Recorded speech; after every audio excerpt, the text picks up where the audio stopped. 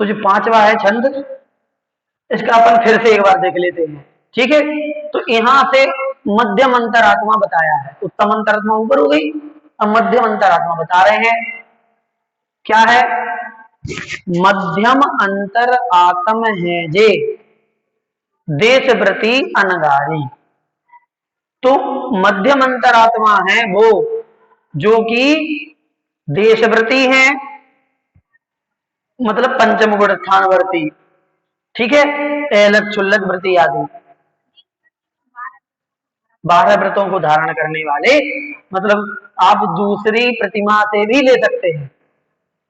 ठीक है, वहां से लेकर के एलक क्षुल्लक आदि सभी पंचम गुण स्थानवर्ती सभी देशव्रती मध्यम अंतरात्मा में आएंगे।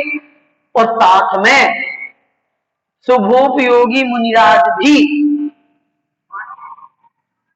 पांचवें गुण स्थान वाले तो हैं ही मध्यम अंतरात्मा, इसके अलावा ऐसे मुनिराज जो शुद्धोपयोग में नहीं है, शुभोपयोग में है, ऐसे मुनिराज भी मध्यम अंतरात्मा में आएंगे। समझ गए? नहीं समझे? आपने सुनी ही नहीं है? नहीं सुनी? आप कुछ और सोच रही थी। ये तो हाँ, हम ये कह रहे कि जो देशव्रती हैं, देशव्रती कौन से? एलक क्षुल्लक और प्रतिमाधारी। हाँ, हाँ, ये सही करिए आपने। हम 2-3 दिन से बोल रहे थे कि उस टेबल में आप इस तरफ ना बैठ करके उस तरफ बैठो, जिससे कि आपका जो पूरा जो डायवर्सन है वो इस तरफ से आप डाइवर्ट रहे इस तरफ। तो एलक क्षुल्लक और देशव्रती जितने भी हैं पंचम गुण स्थान वाले, वो सभी मध्यम अंतरात्मा हैं। साथ में जो शुभोपयोगी मुनिराज हैं, अनगारी मतलब होता है जिन्होंने ग्रह का त्याग कर दिया है, और ये शब्द मुनिराज के लिए ही उपयोग आता है। अनगारी का मतलब मुनि लिया जाता है, इसलिए ऐसे मुनिराज जो शुभोपयोगी हैं वो मध्यम अंतरात्मा में आ जाएंगे। ठीक है, जघन्य अंतरात्मा, जघन कहे अविरत समदृष्टि, जघन्य कहे जाते हैं वो अविरत सम्यक दृष्टि। कौन से? कौन से? अविरत सम्यक दृष्टि, मतलब सम्यक दृष्टि जो उन्होंने कोई व्रत नहीं लिया है, मतलब चौथे गुण स्थान वाले, जो केवल सम्यक दृष्टि है, बस बाकी गृहस्थ में अपना जीवन जैसा है वैसा कर रहे हैं। ठीक है, तो ऐसे जघन्य अंतरात्मा कहलाते हैं।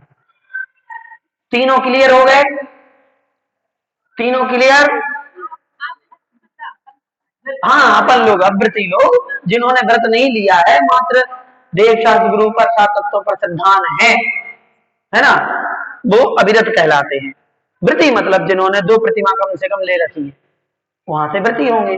ठीक है, जैसे अपने चाची बैठी हुई है, ये है ना, तो जिन्होंने प्रतिमा है तो ये मध्यम अंतरात्मा में है। उत्तम में शुद्धोपयोगी मुनिया है, शुद्धोपयोगी, और मध्यम में देशव्रती, और ताप में शुभोपयोगी मुनिराज, और जघन्य में हम जैसे अविरत सम्यक दृष्टि जीव, ये जघन्य अंतरात्मा। ठीक, लेकिन तीनों शिव मगचारी, तीनों ही प्रकार के जीव शिव मगचारी, मतलब मोक्ष मार्ग में चलने वाले हैं, मोक्ष मार्गी हैं।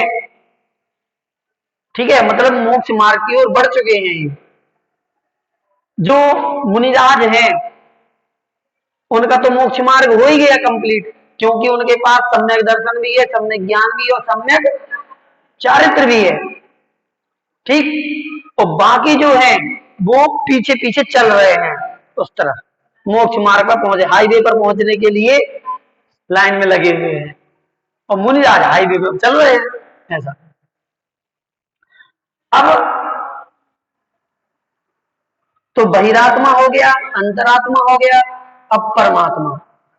तो सकल निकल परमात्म द्वैविध, सकल और निकल के भेद से परमात्मा 2 प्रकार के, परमात्म द्वैविध मतलब 2 प्रकार के परमात्मा होते हैं। सकल परमात्मा और निकल परमात्मा। ठीक, याद रहेगा, सकल परमात्मा और निकल परमात्मा। निकल, सकल मतलब, कल मतलब होता है शरीर, कल मतलब शरीर, तो सकल मतलब शरीर से सहित परमात्मा। और निकल, नी, नी उपसर्ग आता है निर, तो निर्गत कल, जिनका शरीर निकल गया है, मतलब सिद्ध परमेष्ठी। ये अभी आगे आएगी परिभाषा, हमने अभी बता दी। ठीक है, तो सकल परमात्मा शरीर से सहित वाले और निकल परमात्मा शरीर से रहित वाले। ठीक है, तो सकल और निकल। ठीक है, निकल का मतलब यहाँ निकलना नहीं है, फिर वो निकल परमात्मा, परमात्मा को निकाल दो आप लोग, सिद्ध परमेष्ठी, शरीर से रहित परमात्मा। अब आगे परिभाषा बता रहे हैं, तिनमें घाती निवारी, तिनमें इन दोनों में से घाती निवारी, घाती मतलब घातिया कर्मों का, जिन्होंने निवारी मतलब निवारण कर दिया है, जिन्होंने चार घातिया कर्मों का निवारण कर दिया है। ठीक है, कुछ पूछ रहे हैं यहाँ पे, आप उठाया, एक सेकंड। हाँ, क्या पूछ रहे हैं आप?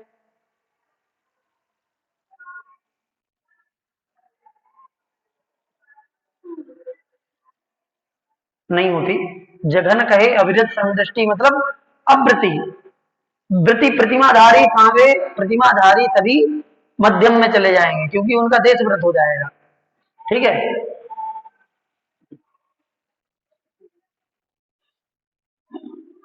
तो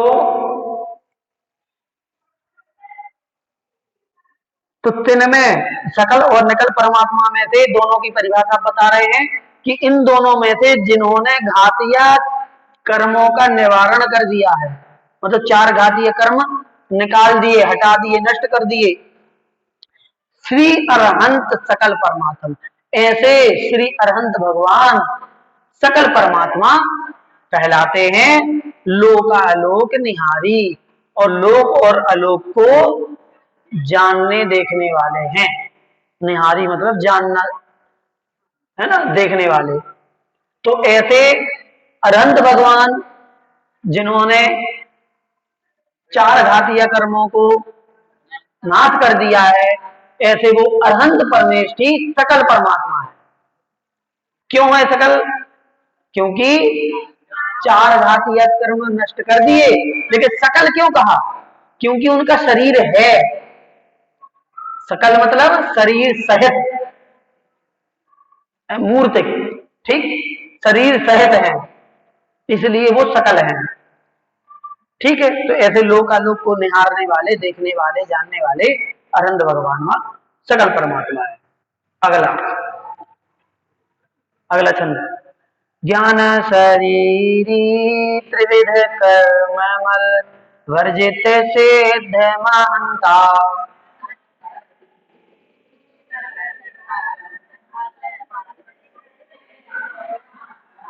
ते हैं निकल अमल परमात्म भोगे शर्म अनंता।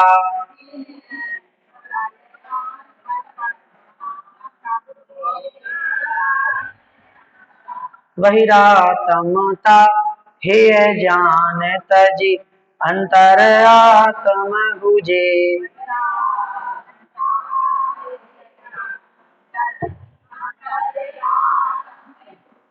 परमात्म को ध्याय निरंतर जो नित आनंद पूजे।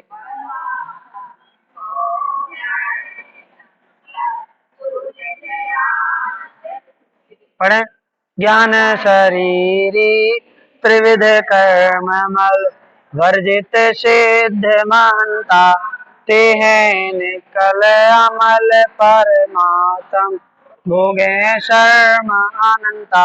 वैरातमता हे जानी तज अंतर आत्म हुजे, परमात्म को ध्याय निरंतर जो नित्य आनंद। ठीक, तो यहाँ पर निकल परमात्मा की परिभाषा बता रहे। हमारी आवाज सुनाई दे रही क्या? हम बिना माइक के ट्राई कर रहे हैं, सुनाई दे रही क्या? नहीं, हो ये रहा है कि माइक में से बोलने कोई दिक्कत नहीं, पर जो इसमें रिकॉर्ड हो रहा है तो आवाज बहुत गूंजती हुई रिकॉर्ड हो रही है। तो यदि बिना माइक के सुनाई दे, हाँ आती है। अब आप लोगों ने तो यही सुनी ना इसी टाइप की, इसलिए तो वो लग रही कि हाँ सुना है, समझ में तो आ रही, लेकिन हमें समझ में आई गूंजती हुई सुनाई। तो पीछे तक हमारी आवाज आ रही है? अभी आ रही? तो ऐसे ही बोल रहे हैं अभी। यदि कुछ परेशानी हो तो फिर हम फिर माइक से चालू कर देंगे। तो भी यहाँ पर निकल परमात्मा बता रहे हैं। निकल परमात्मा मतलब शरीर से रहित परमात्मा। तो शरीर से रहित परमात्मा कौन है? तो देखो क्या कह रहे हैं, ज्ञान शरीरी त्रिविध कर्ममल। ज्ञान शरीरी मतलब उनका ज्ञान ही शरीर है, ऐसे ज्ञान शरीर वाले। ये औदारिक शरीर नहीं है। अब सकल परमात्मा का औदारिक में परमौदारिक शरीर हो जाता है, लेकिन है तो औदारिक ही, ठीक है, परमौदारिक। लेकिन सिद्ध परमात्मा का ये शरीर नष्ट हो चुका है, अब केवल ज्ञान ही उनका शरीर है। इसलिए ज्ञान शरीर वाले, ज्ञान शरीरी त्रिविध कल त्रिविध कर्ममल वर्जित। क्या? त्रिविध, त्रिविध मतलब तीन प्रकार के कर्ममल, कर्म मलों से वर्जित मतलब रहित, तीन प्रकार के कर्म मलों से रहित हैं। तीन प्रकार के कर्म मल कौन से हैं? द्रव्य कर्म, भाव कर्म और नो कर्म। नो नहीं, नो। द्रव्य कर्म, भाव कर्म और नो कर्म, ये तीन प्रकार के कर्म मल हैं। ठीक है, जो ज्ञानावरण आदि 8 कर्म हैं, ये कर्ममल हो गए, द्रव्य कर्ममल। सुन रहे सब लोग? राग द्वेष आदि जो हैं, ये भाव कर्म हो गए, ठीक है। और ये शरीर आदिक है, ये नो कर्म हो गया। तो ये तीन प्रकार के कर्ममल हो गए। ज्ञानावरण आदि 8 कर्म द्रव्य कर्ममल, राग द्वेष आदि भाव कर्ममल और शरीर आदि नो कर्ममल। तो ऐसे वो तीनों प्रकार के कर्ममलों से रहित हैं। ठीक है, तो 8 कर्म नष्ट हो चुके हैं, शरीर भी उनका जा चुका है। और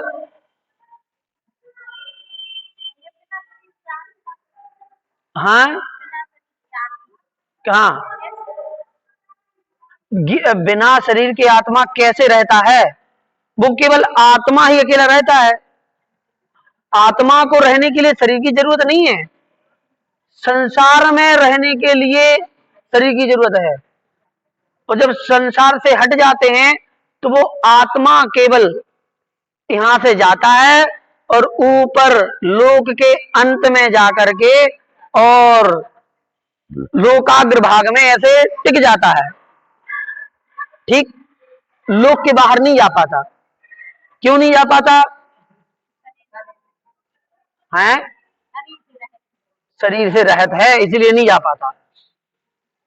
अबे जब यहां शरीर से रहित हो गया आत्मा और वो यहां से जा रहा है और ऊपर जाकर के लोक में टिक गया, लोक के बाहर नहीं जा रहा।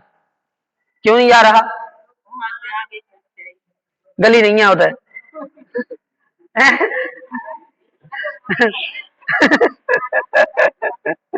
रास्ता बंद है, बैरिकेडिंग लगी है। इसके इसका जवाब हम आपको बता देते हैं। हालांकि हम सोच रहे थे कि आगे बताएं, लेकिन अभी बता देते हैं। आप लोगों ने एक द्रव्य का नाम पढ़ा होगा, धर्म द्रव्य पढ़ा है ना? अभी फिर से आएगा ये, ठीक है, अभी अगले छंदों में आएगा। तो धर्म द्रव्य पढ़ा ना भाग 2 में। तो धर्म द्रव्य का क्या काम करता है? चलने में सहायक। जो चलते हुए जीव पुद्गलों को उदासीन रूप से चलने में सहायक होता है। तो भैया आत्मा जो है वहीं तक जाएगा जहां तक धर्म द्रव्य है। और धर्म द्रव्य कहाँ है? लोक में। मतलब लोक ही में तो है, 3 लोक के बाहर सिर्फ आकाश द्रव्य है, बाकी द्रव्य है नहीं है। तो जहां जहां तक आत्मा को धर्म द्रव्य मिलता है वो चलता चला जाता है, और जैसे ही लोक खत्म होता है आलोक शुरू हो जाता है। उसके बाद धर्म द्रव्य मिलता नहीं उसको, तो धर्म द्रव्य नहीं मिलता तो वहीं पर रुक जाता है आत्मा। तो सिद्ध परमेष्ठी सारे लोक में जाकर के अंत में, और वहीं सारे उनके सारे सिर जो है ना, वो सबके सिर ऊपर से बराबर हो जाते हैं सबके हैं। मतलब सिर नहीं होता है लेकिन आकृति होती है।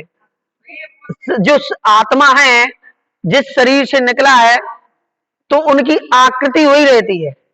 यदि पद्मासन में मोक्ष गए, हाँ, जैसे पद्मासन में मोक्ष गए तो उनकी आत्मा जो है वो पद्मासन आकार में ही निकलेगी। पद्मासन में ऐसे ही, जैसे मान लो ऐसे बैठे ऐसे ही उड़ के चले गए, ठीक है। और खड़गासन में जो मोक्ष जाते वो उनकी आत्मा खड़गासन आकार में ही ऊपर जाती।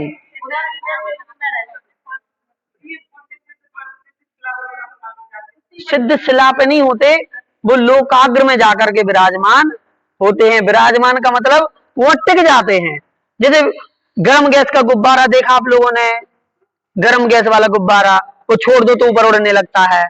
तो एक आध बार आप एक गुब्बारा ले ना 3-4 प्रकार के, एक इतना छोटा, एक इतना बड़ा, एक इतना बड़ा है, और 4-5 गुब्बारे लेकर के और ऐसे ही मंदिर में ले आना है, तो अपन यहाँ प्रैक्टिकल करा देंगे, ठीक है। यहाँ से छोड़ दो तो क्या होगा, वो गुब्बारा जाकर के ऊपर ऐसे टिक जाएगा। तो उनके सिर मतलब ऊपरी हिस्सा जो है वो बराबर हो गया, और जो छोटा बड़ा है वो नीचे साइड से दिखेगा, कि जो बड़ा है वो नीचे तक रहेगा, जो छोटा है वो ऊपर तक रहेगा। समझ गए? तो ऐसे ही सिद्ध परमात्मा लोकाग्र में जाकर के और वहीं पर ठहर जाते हैं। धर्म द्रव्य जहां तक धर्म द्रव्य है वहां तक चलते हैं, अधर्म द्रव्य ठहरने में। ठीक, आगे आ रहा है। तो सुने, 4-5 मिनट है, कुछ और पूछा जा रहा है, 1 सेकंड। हाँ जी, पूछिए, क्या पूछ रहे? हेलो, ये हाथ तो उठाया किसी ने?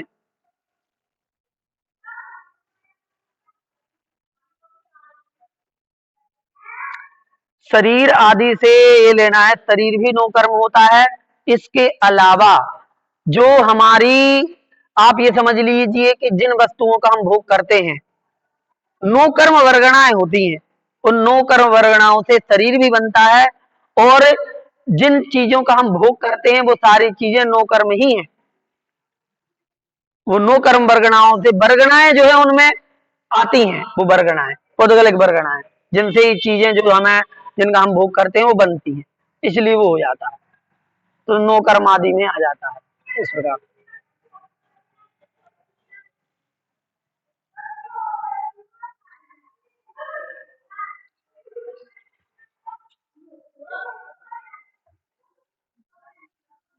कहाँ थे अपन?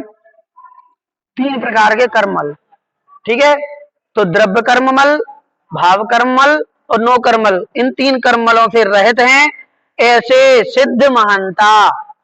सिद्ध परमेष्ठी, महंता मतलब पूज्य, महंत शब्द से यहाँ पूज्य लेना है, महात्मा नहीं लिखा, महंत लिखा। महंत मतलब पूज्य।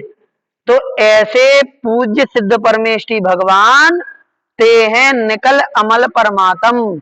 ऐसे वो अमल, अमल मतलब निर्मल, अमल मतलब निर्मल, मल से रहित, तीनों प्रकार के मल खत्म हो गए। ऐसे मल से रहित पूज्य सिद्ध परमेष्ठी भगवान निकल परमात्मा कहलाते हैं। ये होगी परिभाषा। ठीक है, तो क्या परिभाषा बनी अपनी? ज्ञान शरीर वाले और तीनों प्रकार के कर्म मलों से रहित ऐसे निर्मल पूज्य सिद्ध भगवान निकल परमात्मा कहलाते हैं। आप एक लाइन में कह सकते हो कि निकल परमात्मा कौन? तो सिद्ध भगवान निकल परमात्मा कहलाते हैं। ठीक, ये हो गई एकदम शॉर्ट में कि निकल परमात्मा कौन? सिद्ध भगवान निकल परमात्मा है। और डिटेल में, तो डिटेल में ये हो गया कि ज्ञान शरीर वाले, तीन प्रकार से कलमर से रहित होने वाले ऐसे पूज्य सिद्ध भगवान निकल परमात्मा हैं। और भोगे शर्म अनंता, अर्थात अनंत शर्म। शर्म मतलब कितने लोगों को पता है? ऐसे में ही देख लिया, देखो मतलब है कि पिछली कक्षा में बताया वो भूल गया, पहले आया ये सब नहीं आया? अशर्म नहीं आया? अशर्म तो तभी नहीं बताया था कि शर्म मतलब सुख और अशर्म मतलब दुख। हाँ, अशर्म मतलब दुख और शर्म मतलब सुख। तो भोगे शर्म अनंता, तो अनंत सुख को भोगने वाले हैं। ठीक, और अंत में कहा कि बहिरात्मता हेय जानी तज, कि बहिरात्मा को हेय जान करके, हेय मतलब छोड़ने योग्य। अब तीनों प्रकार की आत्मा समझा दी, बहिरात्मा, अंतरात्मा, परमात्मा। तो अब कह रहे हैं कि बहिरात्मा को हेय जानी, हेय मतलब छोड़ने योग्य, जानी मतलब जान करके, तजी, तजी मतलब छोड़ दो। बहिरात्मा को तो हे जान करके टोटली छोड़ ही दो, मतलब मिथ्या दृष्टि बना छोड़ दो, मिथ्या दृष्टि बहिरात्मा है। अंतर आत्म हुजे, और अंतर आत्मा को प्राप्त कर लो, मतलब व्रत आदि ग्रहण कर लो, अंतरात्मा बन जाओ। और परमात्म को ध्याय निरंतर, और परमात्मा को निरंतर ध्यान करके, परमात्मा को निरंतर ध्यान करो। जो नित आनंद पूजे, यदि हमेशा आनंद पूजे, पूजे मतलब पूजना नहीं, प्राप्त करना चाहते हो, यदि निरंतर आनंद प्राप्त करना चाहते हो तो परमात्मा का ध्यान निरंतर कर लो, बहिरात्मा को छोड़ दो, अंतरात्मा को प्राप्त कर लो और परमात्मा का ध्यान कराओ। ठीक है, तो इस प्रकार से आज की कक्षा समाप्त हुई। जिनवाणी स्थिति कर ले। बोधि समाधि